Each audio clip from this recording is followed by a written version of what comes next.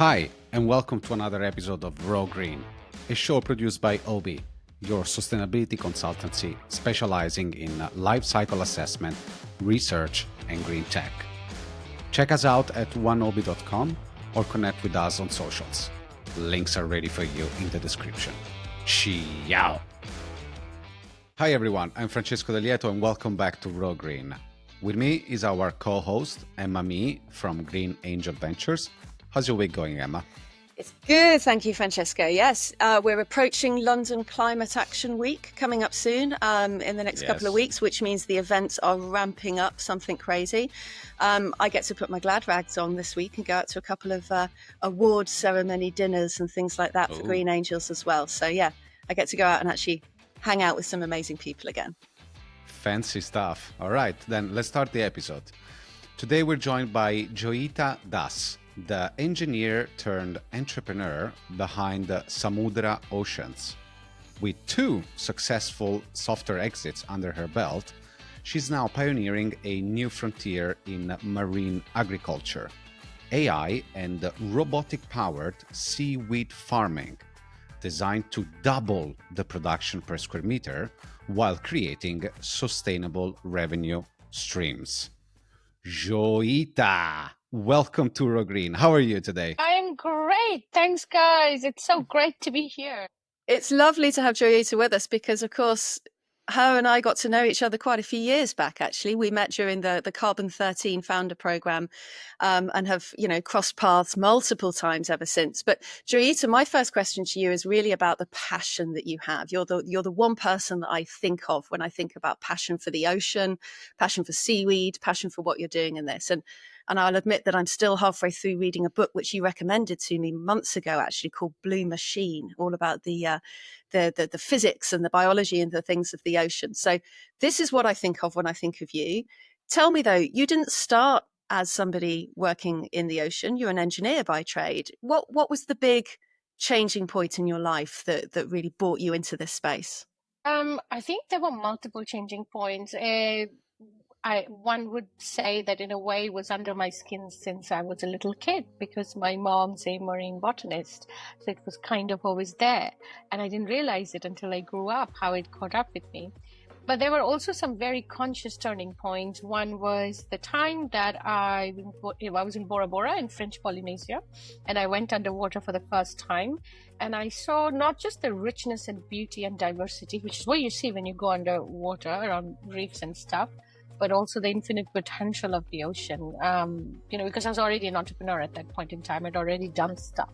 So as soon as I went there and I recognized what an untapped world that is, that was the biggest, most passionate trigger, where I knew that this is something that I will do eventually, and it'll be, as I keep telling people, my last project for life, as in that's how long and how much I want to do it. Like, really it.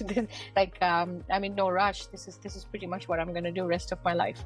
And the third point was Carbon 13, the venture builder, where I met my co-founder, who's also from a ocean community and an ocean kind of background, much more than me, actually. And then when we got together and started talking, I think we recognized that there's this whole world of ocean, pun intended, for world of ocean, that is completely untapped. We're talking about going about space and investing in that. Well, we're not talking, we are doing it. And yet most of our planet is unexplored, where there's so much potential to solve the crisis, create jobs. And let's face it, it's the ocean. It's scary and big, but it's also the most beautiful and powerful thing you can have on this planet. And I think deep down inside, we all know it, not just me, because we came from the ocean, didn't we? I love that. So you met your co-founder at Carbon 13, but I guess what did you bring to the table to think about actually creating a venture in this place? Those exits that you've had as a founder before are obviously such crucial. A good question. And then what did your co-founder bring to the table that got you on this path?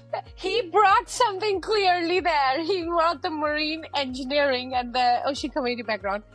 I think I ask myself that every day. What did I bring to the table?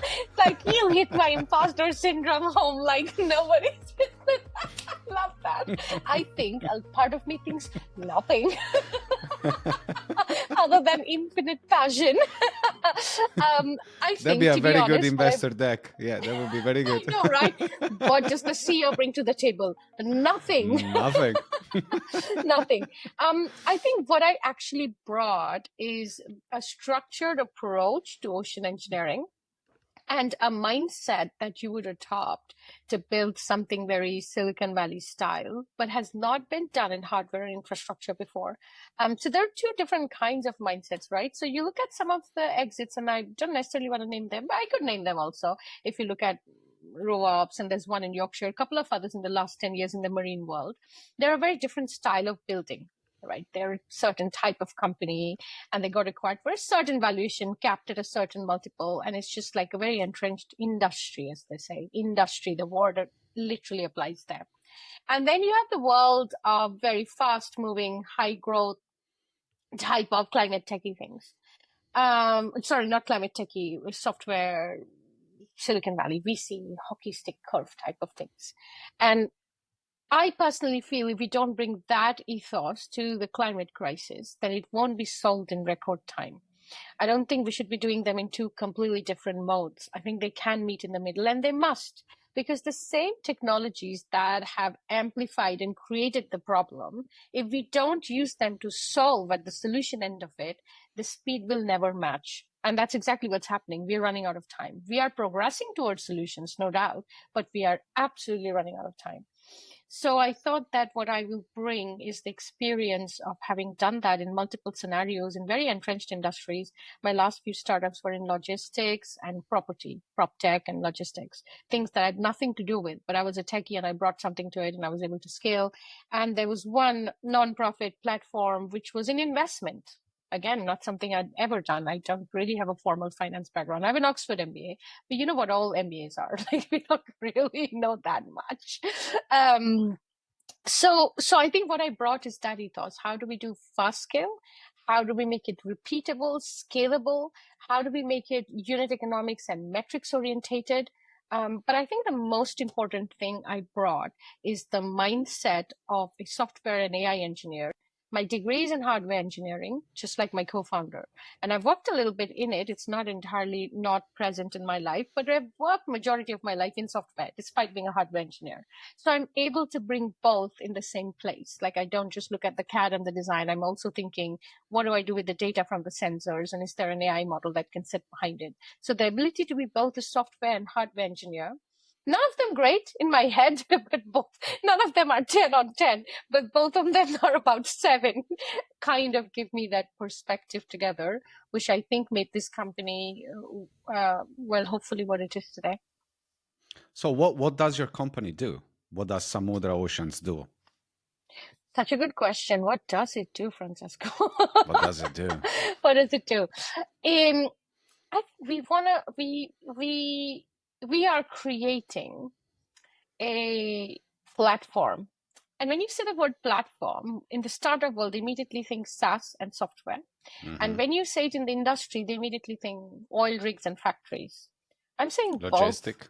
Yeah. Low capex, repeatable, scalable platform to capture the potential of the blue economy, starting with seaweed. Like, if you give me a 30-year horizon, I want to do it for multiple biomass. I would do it with seaweed. I would move on to other forms as well. 10, 15, 20 years from now, I would also like to look at seagrass. I would like to look at crustaceans, everything. How do we grow biomass in the ocean? We want to be the John Deere of the ocean, who are able to mass capture. But instead of being indiscriminate farming and just making things for the sake of it, we want to go with the sustainable approach from day one. But make no mistake, we are a climate company, but we are not just a climate company. So we are a company that wants to and does make profitable unit economics, that does make a scalable infrastructure. And it so happens that it greatly benefits the climate. So we didn't want to approach this, solving this problem with the mindset of how to be a climate company. I know that's why we were in Carbon 13, because we wanted to build a climate company, but we didn't want to be like, how is it a climate company and then how do we make money? It was actually quite the other way around. My question to my co-founder was like, would you have still done this if you were not in the climate sector? which is where I come from. I wasn't in climate. I was in very hardcore, classic corporate and non-corporate VC style company. And my point was, would I have still done this if this was not climate? And if the answer is yes, then we know it's a potent solution. And the answer was yes, that we would have done it regardless. If someone told me something grows in the ocean, you can build a repeatable, scalable platform that captures its value. In layman wording, can you please break down what is exactly the operations of Samudra Oceans? What we do is we take unused seabeds, which is most of seabeds really. So we license seabeds really. And then we fit them out with large scale, very low capex, low tech robotics. Right. So these are robotics that are not very advanced. We're not talking of spaceships, but they do the few basic things you need to grow commercial grades of seaweed, but you could also grow oysters and mussels in the same seabed. We have the infrastructure for it. Once we fit out these platforms on these seabeds, you suddenly have the basis of multi-trophic aquaculture starting with seaweed. And so your seabed starts to generate cash right away. So we are turning a completely unused area, which was probably a liability because you had to monitor it, and turn that into 20, 30, perhaps forever cash generating, regenerative platform and asset. But not only that, it has also now turned into a hotbed for creating jobs. And it has now suddenly also turned into a place that captures an outstanding amount of carbon from the air. And if you look at the value chain that that piece of seabed will create in terms of products and downstream impact, they're all climate positive. So suddenly you've turned this piece of water that was completely unused and fitted it out with this low capex robotics, backed with some, I wouldn't say very advanced basic AI. It's not extremely advanced tech, but what it is, it's scalable and very robust and very marine hardy. And as soon as you do that, you've turned this asset into a cash generating asset. Nice. So the robots, tell me about them. What are they doing? What are they monitoring? And why does it matter? A bit first principles. And if you have plants at home, anybody has plants? Yeah, of course. Most of them are half dead. Okay. Yeah. Okay. Great. Legal and so illegal. When you go, yeah, that works for both. Well, it takes a lot to get through 2025. I have no judgment here. Hey, they're carbon negative, both legal and illegal, so it's fine. Yeah. I think all green things are carbon negative. So when you go away from your house, what happens? How do you water them? Does somebody water them for you? Do you have automated watering stones? Like what happens to the plant? Yeah, I just dump a load of water in them and then hope they'll survive for when I get back. I'm not. And then you go, and then hope you survive. So let's say if you go for a couple of months, some of them might die, but you might organize somebody to look after them. Now, let's say you really love your plants and there's loads of them growing in your house and they've started growing a bunch of stuff and you're actually making money off of it. But this is into Francesco's. have had to move. Like, this is amazing, right? And then it turns out that you've had to move like 30 miles away. So now you're evaluating, should I go and water my plants? But the only reason you do it is if it's worth it, if it's going to make enough money. Now, what happens if you move 50 miles away and your plants just produce like 5 mangoes and 6 chilies? You're probably not going to go as much as you love them, unless there's emotional value. And now imagine there's a large number of you. What would 80, 90% do? They'd be like, yeah, I'm moving away. Like, forget the plants. That's it. But what just happened? What just happened was there was something taking out carbon from the air and doing insanely well. And now it's not being looked after because it's so inconvenient and hard for you. Now imagine this is, now I'm going to step back and like steer gears and use that mindset. Now you're in the ocean and you know the ocean has potential to do an outstanding amount of stuff. And you have a little bit of marine understanding and experience. You have a boat, you love the water, you grew up by the coast, and yeah, this looks good, makes money. But are you going to do it if it's stormy? No. Are you going to do it if it's extremely expensive? No. Are you going to do it if your margin's just 10K? No, because it's not worth it. Now, if it so happens that you can make an outstanding amount of money, you have to put in very little effort. Your plants just get watered and they're growing 100x faster. And they grow in a tiny sliver of a room as opposed to your entire room because they're very dense now. Now imagine doing that for the ocean. So that's exactly what we're doing. These robotics actually make it very easy for you to grow stuff They reduce your capex massively and your opex. In the long term, your capex reduces. In the short term, your opex reduces immediately, because you don't have to go out there and monitor them. You don't have to look after them. You don't have to get on a boat, check the tides, get colds, get weather beaten, and spend thousands of pounds on fuel and manual labor. But also, the amazing thing that happens is you're able to grow much, much more. It unlocks volume. Now, if you look at from an industry perspective, switching gears from first perspective to a macro view, an outstanding amount of climate solutions in this space, seaweed space, are not being unlocked because of volume and unit economics. From bioplastics to meat substitute burgers to biodyes, bioprospecting, biofertilizers, blue carbon credits, all of that, the entire economics can be unlocked if you have volume. Now, if you have a very hard to do thing that is niche and hard for human labor and specialized, and unlocking volume can unlock an entire industry, it's an ideal case for automation. That's the definition of why automation was invented. Hold on. Let me stop you right there. Let me stop you right there, because we're talking about unlocking something that it is already existing, that for some reason, and that's what I want to ask to you, it hasn't caught up at scale. So the Chinese have been growing seaweeds in Asia. The Chinese and in Asians population have been growing seaweeds for over 700 years. 90% of the world production of seaweed, it is in Asia today. Yeah. Europe, Yeah. 1%. Correct. Barely. Yeah. 1%. So there is an industry. What you mentioned earlier are, let's say, semi-new industries. So what is the Yes. issue? What is the issue here? Both at There are growing multiple issues. sides and also adoption size. Is it just a cost thing? I think Is it supply chain? there are multiple issues, which is why we are facing a big uphill task. And I will tell you what those issues, I think, in my humble opinion, what they are. Not too humble. But I also Don't think be humble. not so humble. Are you saying I'm Don't be not humble. humble? Don't be humble.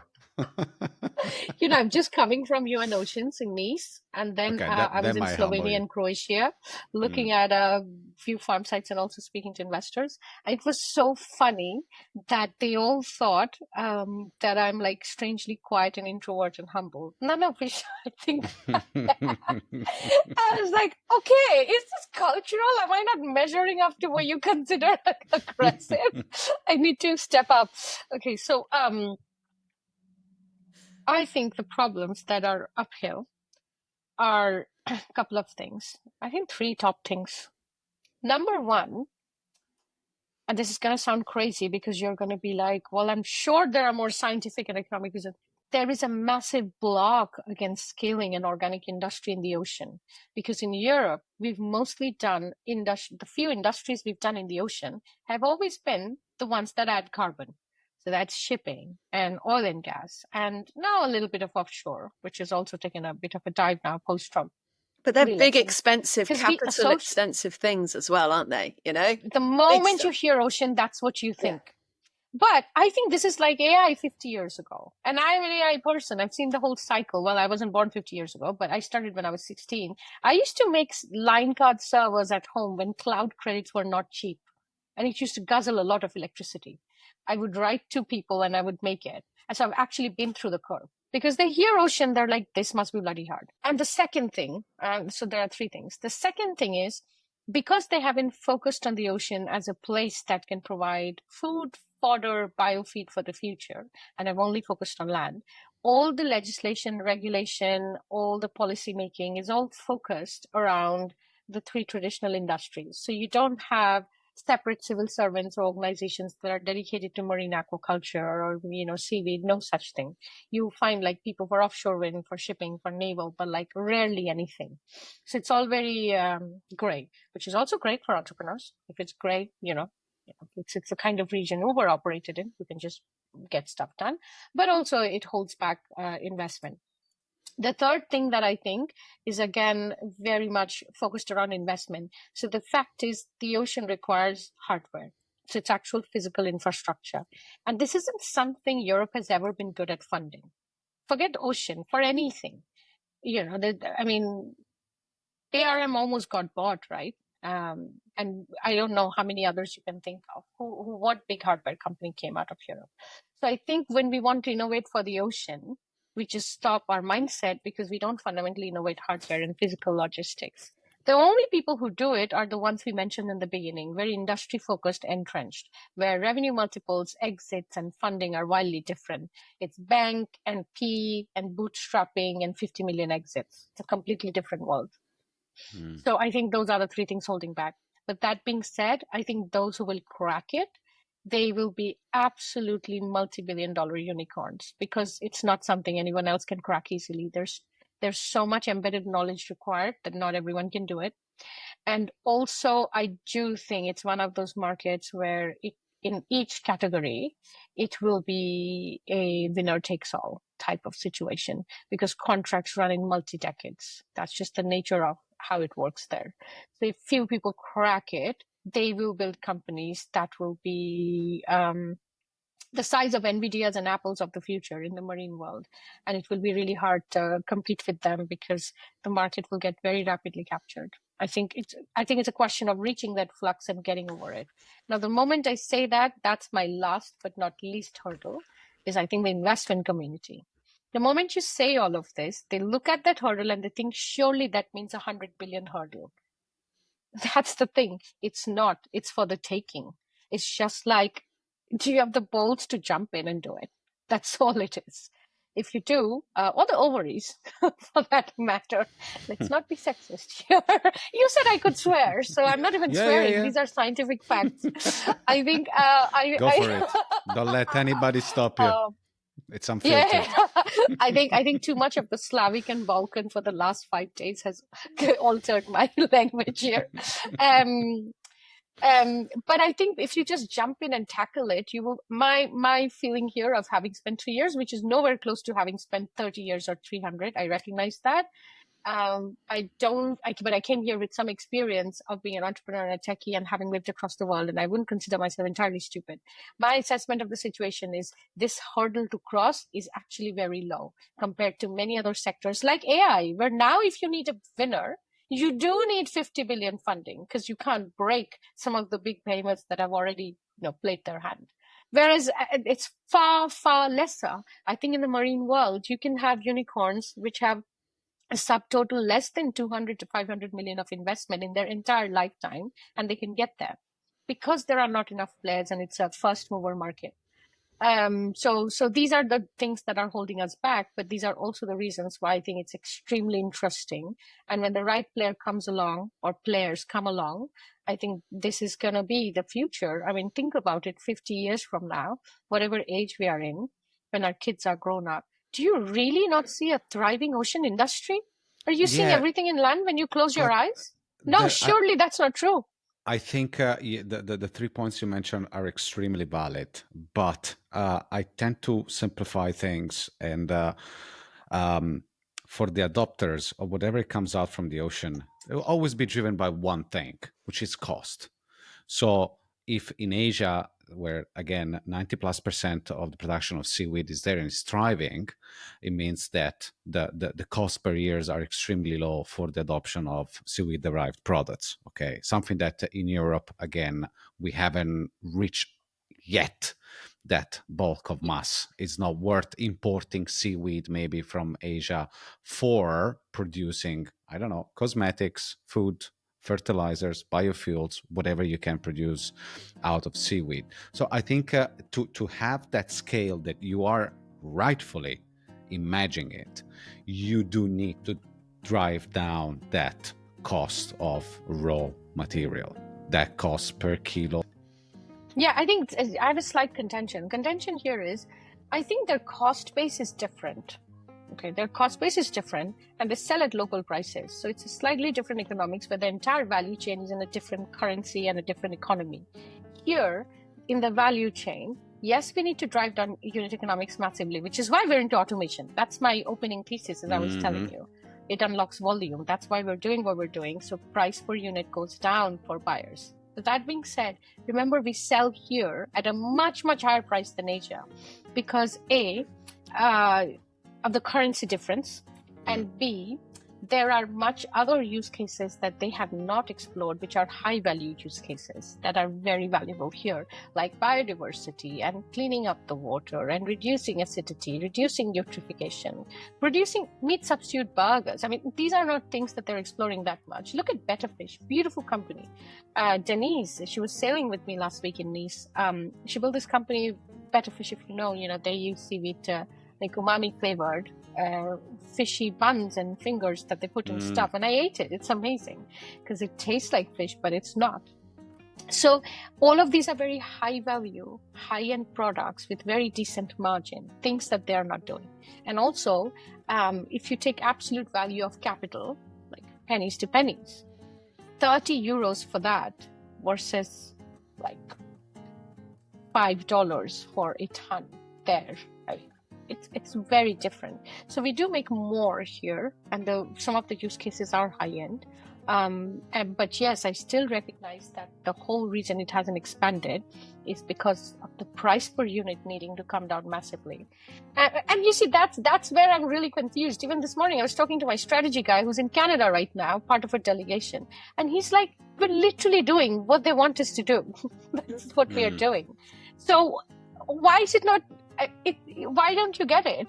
Because when a lot of people are like, but why are you doing this? And I'm talking to investors and I'm like, we're literally doing what the market exactly needs right now, reducing price per unit and increasing volume of production. Like many other things that have already got investments without naming them, they cannot even scale if we don't do this. And this will then open up many others. So we are literally doing what the gap is already telling us to do. So how is this confusing to back?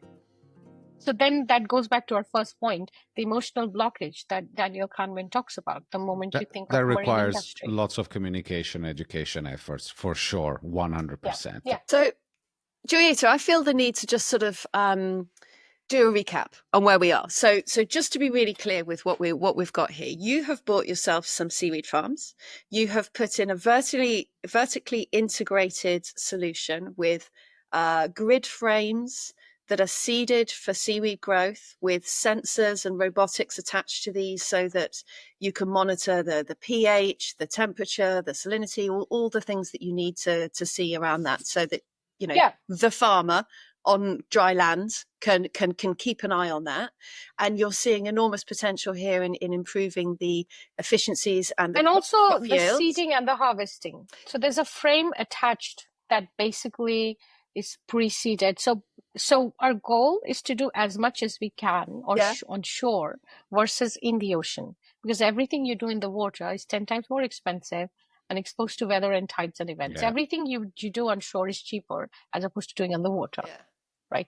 We can also harvest with automated stuff near the shore. We're experimenting with that in the sense that we've already tried it. It wasn't 100% automated. The idea is from seeding to growing to harvest, the whole thing is more or less automated with a bit of intervention here and there. It's semi-automated, I'd say. So you've taken out all the very high risk manual labor and created a lot more jobs and converted them to people who are looking at their dashboards as opposed to getting on a boat every day and going out there. And the next layer that has happened is these frames and these monitoring robotics are throwing up data. The data that goes and sits in the cloud, and then we do a bunch of AI on it. Not necessarily very advanced, simple stuff, but it starts to show, is this diseased? How well is it growing? What may likely happen? And we are trying to take this AI to the next step where we can also look at the structure. Is it stressed? Should we be changing? And then add it to external data points. Is a storm coming? Should we be lowering one of the sides? The ultimate goal in a couple of years would be also to take actions off of this completely. So we will attach a couple of ready-made ROVs and we are programming them. The idea is those ROVs will go and pick up a thread when it falls, because they do underwater maintenance for offshore and shipping anyway, and much more complex than what we need them to do. And they're not that expensive. They go anywhere from 80 to 300K, and you don't need more than one per site because there's not a fault happening all the time. So they're resident ROVs. So suddenly you have this completely remotely automated multi-hectare farm in the ocean that is sitting on those automated farms, that is measuring stuff. You can seed and harvest semi-automatically. And then if something goes wrong, you even have machines there that can take action. Amazing. Wow. And so what have you also Very. found out about the whole the site, the environment that this is operating in? Are you monitoring pollution? Are you able to see how the biodiversity starts to pick up in that area and those other kind of impacts that that the ocean is known to be suffering from at the moment? So basically, because we are using monitoring robotics, the MRV is automatically taken care of. So there's a lot of MRV happening, which also sets us up for blue carbon credits. That's something we've actually done. We have pre-sold blue carbon credits to the Kiloton Fund. I think they're backed by Shopify. That's who they're buying on behalf of. And we are looking to scale up that side of the business. And I think 5 to 10 years from now, that might be one of our biggest income streams. So the MRB basically means that these same monitoring robotics that are reducing the OPEX for the farmers are the ones that are providing a lot of granular data that you actually need for MRB. But because we have cameras and things, we anyways get lots of data around the farm that's useful regardless for other sources of income, for awareness, for environment, everything. For instance, you could see pictures of baby animals. And so you see what's the biodiversity in that region, and it almost always increases. It's like if you grow a tree, are you not going to have more biodiversity around it? So if you grow macroalgae in the ocean, of course you're going to have biodiversity. I mean, it goes without saying. I mean, birds come to a tree and ants climb up. And are there any pests that come along and eat your seaweed? They do, absolutely, because it's an ecosystem. And when there are turtles, they'll come and eat, and you might see pictures of turtles, and then you might suddenly see them really fat and floating, and then you're like, okay, is there a percentage mass that's missing? Stuff like that can happen. Eels lay eggs. Baby otters, they love seaweed farms, as is famously in all our decks, because they can't swim when they're born for the first few weeks up to months. So what the mums do is they use macroalgae as their nursery. They wrap them up and they go hunting and they come back and pick them up in the evening. So it's really, really cute. That's amazing. You can see baby otters, you can see baby eels, you can see turtles. But the moment you have these, you have a bunch of others as well. The only thing is, commercially speaking, if a lot of parasites are getting attracted, then the food grade goes down. Because when we are growing for a use case. If we are not growing for carbon credits, we are growing for someone to buy them. So if you're growing food grade seaweed and there's a lot of parasites or macrophagy, basically then you start to get biofouling, which is a way in which you foul it. And then, so the way to get around that is before the temperature rises, you harvest it. Because then it grows fast, but so do the parasites. So you get lesser growth, but higher quality. So there's a Monte Carlo or a sensitivity analysis you can do in your business plan about quality versus volume. That being said, in colder waters, it doesn't foul that much. And also, we don't have to guess when the temperature is going up and what's happening to the quality, because our sensors and data do just that. That's what they do. And that's what the AI models are. They're supposed to be telling us exactly how it's going on, as opposed to like, I thought today is the day it's getting hotter, which is how we've done it traditionally. The other thing about knowing all this data is environment and monitoring. What's happening to the seabed? What's happening to the chemicals in the water? What's happening to the farm itself? And observing that. So there's a very famous study in Japan. It's a very published paper right now, and they've done it in one more place now. They're trying to replicate the study. They found that when you've grown a lot of seaweed on top, floating on the farm, there's like natural sedimental and increase of carbon deposits in the bottom of the ocean anyway. It's not as high as if you had actively done it, but it anyway happens because things fall down. Let me ask you a couple of things, Joyeeta. When you talk about density, right?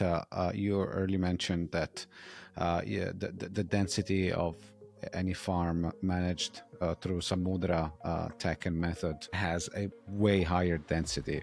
Does that also tend to create nutritional imbalances into the water? As you know, the food chain in the ocean, in the water, it is extremely balanced and delicate. And I've read that let's say, a higher amount of algae, seaweed, or sea vegetables in maybe a, let's say, reduced amount of space can create nutritional imbalances, change in the phytoplankton, and then with that disrupting the entire food chain.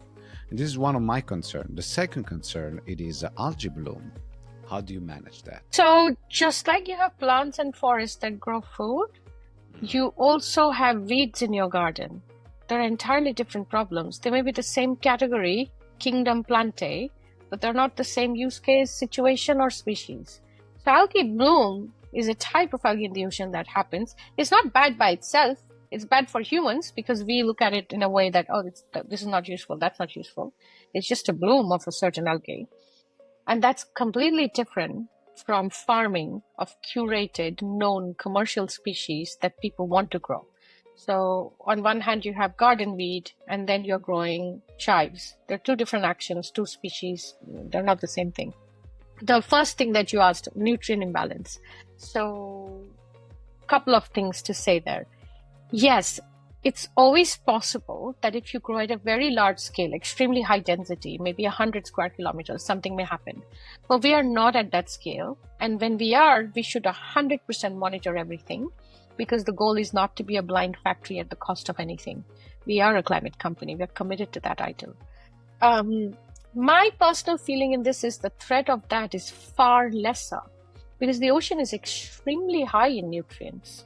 So you don't have to add anything and you're still able to grow. That's the whole reason you have algal blooms and seaweed on the beach. No one's growing it.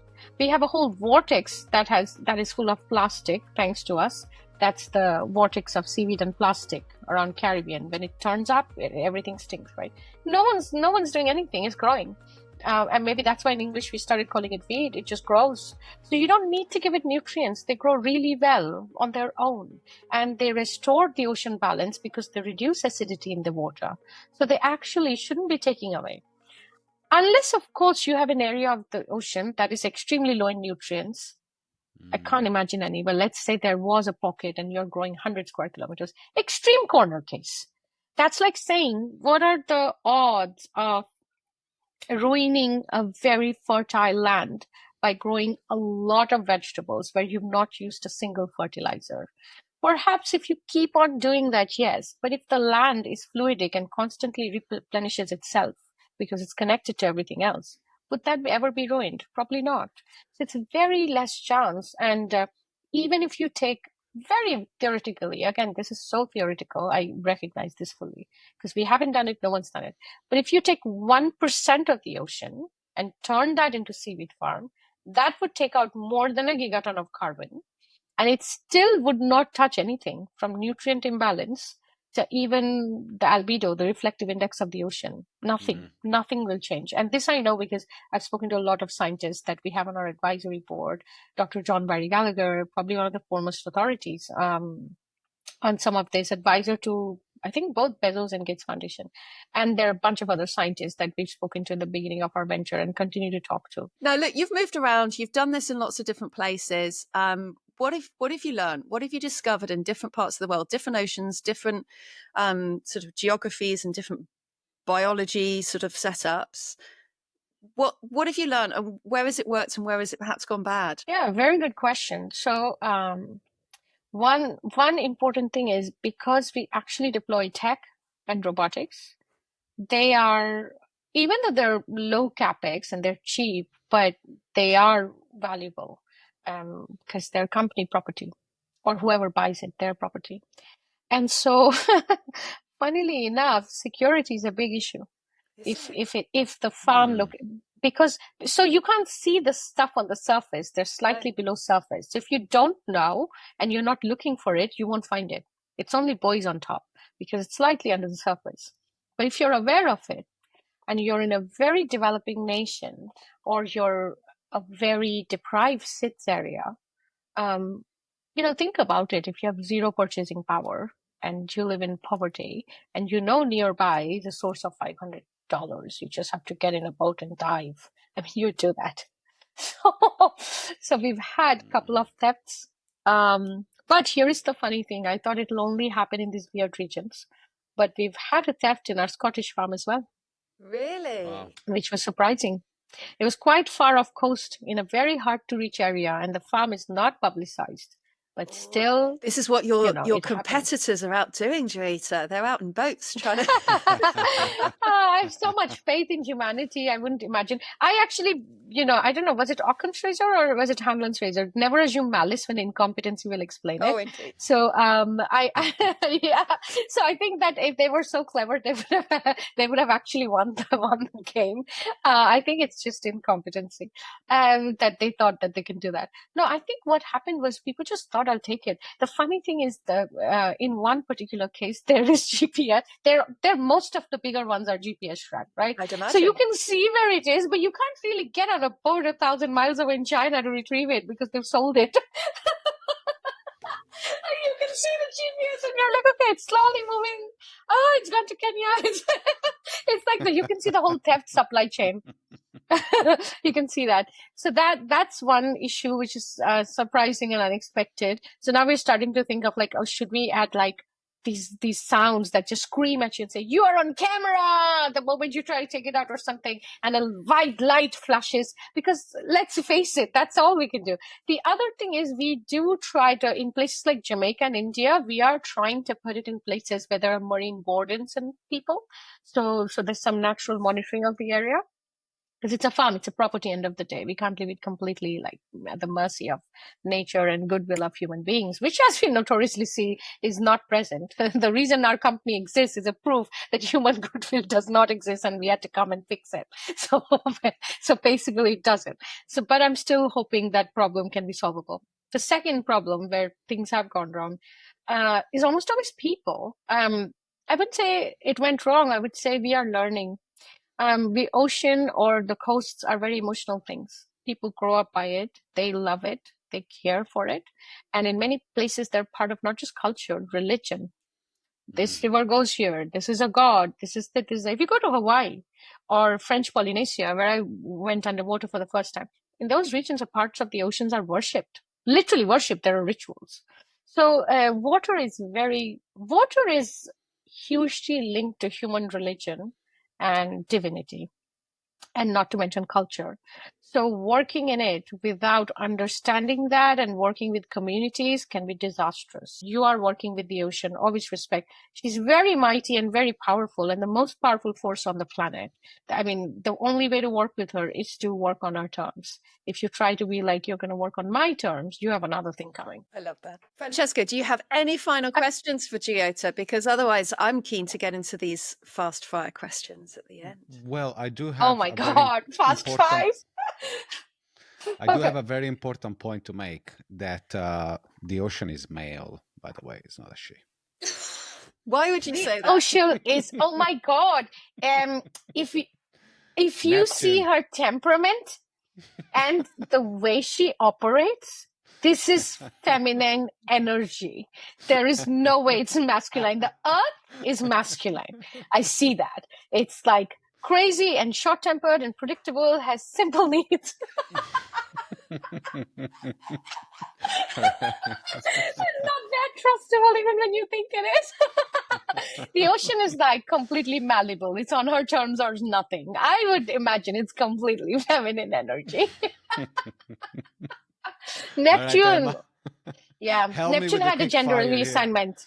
Right. Help me with the quick fire. Joyeeta, you've got 3 questions. You have to give us really short answers, okay? Okay. Quick fire questions to finish this off. Right. Now, you mentioned there were 30,000 species of seaweed and that we should call them sea vegetables. So what's your favourite species of sea vegetable and why? My favourite species is dulse. But it's superfood. You can dry it up. It's a little bit more expensive than, and not a little bit, quite a bit more expensive than any other kinds of seaweed. But you can sprinkle it on food. It is superfood. You can add it to salt, into salads, to soup. It adds umami flavor, and it's chef's kiss. I'm a cook. I love cooking. I've gone to many cooking schools. It is one of my secret dreams that someday I will do a whole cooking show with many species of seaweed with some good chef, and dulse will be the first episode. I will look forward to that. Okay, what's the single most important business metric that you track every week or you make your team track? It is the amount of carbon captured directly connected with the growth. Amazing. And finally, who is your top role model in the sustainability tech world? None. There's no one living up to scratch. No, not in sustainability tech. I do have role models. They've done it in other sectors, not in sustainability tech. Oh, it's a shame we're missing one in this world for you. But go on, who is it in a different sector? Who came to mind first? I have 3 or 4 leaders I've always looked up to and followed. I really like MLK and Gandhi for their leadership style. The second has a lot of people will dislike me so much for it, but it has been Steve Jobs for creating something that even after he died has lived longer. And last but not least is actually NVIDIA's Jensen Huang, who I think has built an incredible company and he's never been fired from it.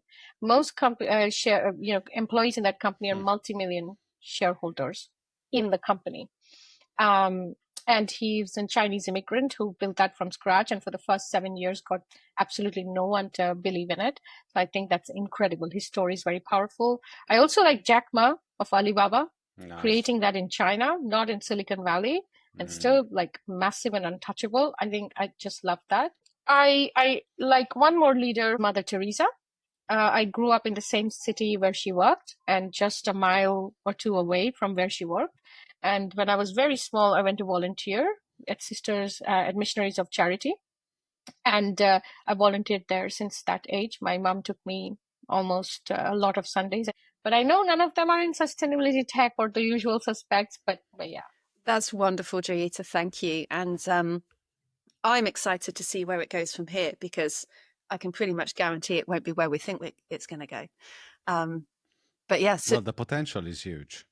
Let's be honest, Emma. The potential is huge. The ocean, it is still a secret, almost, place to be discovered, which we really need to pump up resources over there, like good resources over there. The ocean economy, it is obviously a very important part of our lives, whether it is on the water or below the water.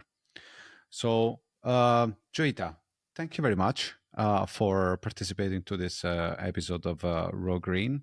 It was there's a lot of information to digest over there, but I think both Emma and I we do really believe in what you're doing. Otherwise, you won't be here with us, to be honest. Thank you so much. And I believe in what you're doing. Emma is incredible and a superwoman, and I've loved her since the day I've met you, Emma. And Francesco, you're a rock star. Both of you together make this incredible team. Hey, you guys should be making a fund. Now I'm saying it again, because you would be incredible investors. But also, I think that both of you together are an incredible, powerful presence in the green and sustainability world. And so when you allow people like us to have a voice with you on the same platform, I think what you're doing, the value add of that is incredible. It's immeasurable. So thank you so much for giving me the opportunity today. Thank you. That means a lot for us. Pleasure. Very much. Yes. Thank you, Joy. I'll talk to you soon. Thanks for listening to this episode of Raw Green. If you made it this far, you probably enjoyed it. So don't forget to hit subscribe and follow our podcast.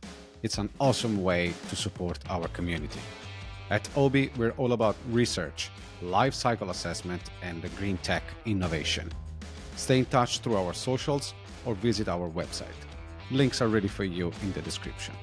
Catch you in the next episode. Ciao!